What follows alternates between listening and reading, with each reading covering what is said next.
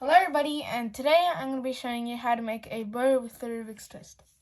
So count 6 blocks, so 1, 2, 3, 4, 5, 6, and then turn this block towards you. Okay, now turn this black block up, and then turn this grey block to the right. It should look like this. Now turn this black block down twice, and then turn this grey block to the back, like this. Right, so now looking at it from this side, turn this black block to the back, like that. And then turn this black block up. Now turn this orange one towards you, and then turn this black one 2 times.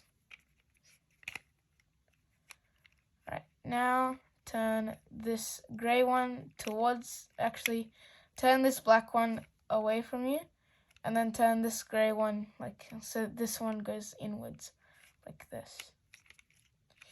And then finally turn this grey block up.